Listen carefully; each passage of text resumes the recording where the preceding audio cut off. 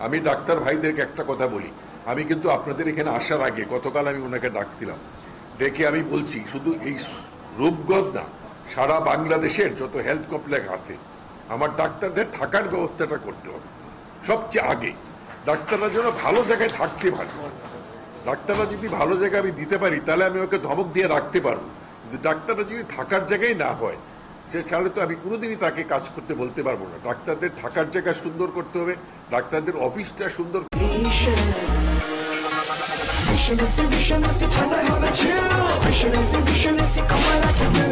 করতে হবে, কারণ ডাক্তাররা তাহলে ডাক্তাররা থাকবে, তা না হলে তো ডাক্তার থাকবে না। আরেকটা হচ্ছে সিকিউরিটি। আপনারা জানেন মাঝে মাঝে অনেক বিচ্ছিন্ন ঘটনা হয়। আমি কিন্তু অতি সত্বর স্বাস্থ্য সুরক্ষা আইন সংসদে নিয়ে যাব।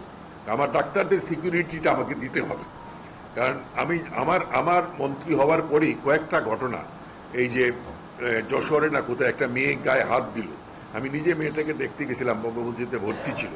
এই জিনিস আমি কোনো সময় বরদাস্ত করব না। আমি যেরকম রুগীদের সুরক্ষা দিব, ডাক্তারদের সুরক্ষাও দিব। সুতরাং এটা আমি বদ্ধপরিকর। আমার প্রথম টার্গেটই হচ্ছে প্রাইমারি হেলথ কেয়ার। আমি আহমদুল কবির সাথে কয়েকবার এটা নিয়ে আলাপ করছি। আমরা গতকালও প্রায় 3 ঘন্টা আমরা মিটিং করেছি যে প্রাইমারি হেলথ কেয়ারকে কিভাবে ইমপ্রুভ করা যায়। আজকে এই হাসপাতালের মতো যদি এইরকম সার্ভিস আমি সারা দেশে দিতে পারি, আমি যদি এনসিডি কর্নারে মানুষকে সার্ভিস দিতে পারি, তাহলে কিন্তু সরকারি ঢাকা মেডিকেলে ওই রুগীর জন্য হাঁটা যায় না, চিটাগাং মেডিকেল এটা কমে আসবে। সুতরাং আমি চেষ্টা করব সেটা নিয়ে। আমি শুধু এটা না, আমি সব হাসপাতালেই যাচ্ছি। আমি রাজশাহী বিভাগে গিয়েছি, আমি সিলেটে যাব, রংপুর, সিলেটে অলরেডি গেছি, রংপুরে যাব। আমি তাহলে দেখে, তবে আমার ডাক্তার ভাইদের এই হেলথ সেক্টর ইমপ্রুভ করতে গেলে আপনাদের সহযোগিতা দরকার। আপনারা আমার পাশে থাকবেন, আপনাদের পাশে আমি থাকব।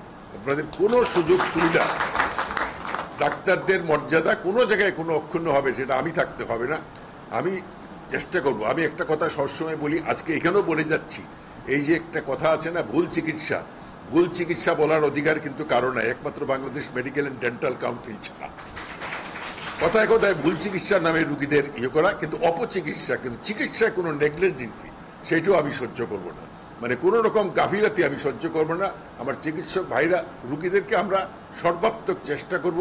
কিছুক্ষণ আগে গাজী ভাই বলছিলেন কথাটা, আমিও জানি যে আমাদের প্রতি একটা নেগেটিভ ধারণা সাধারণ মানুষের, আমি সেটা চেঞ্জ করতে চাই।